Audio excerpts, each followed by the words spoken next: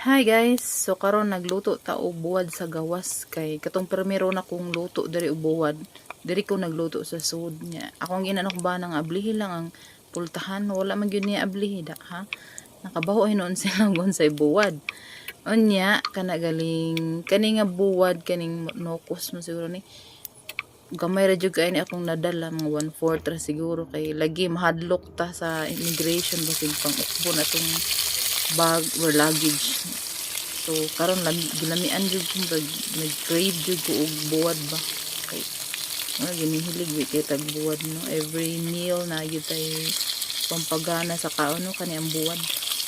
Ako silang gipatilaw og buwad pero di gid sila ganahan kay sa diri ang mga tao diri mo di kay ganag salty food, unlike na to mga Pinoy diha ganahan kay tag mga salty food like aning buwad unsa pa na diha usay asin na lagi ati sudan.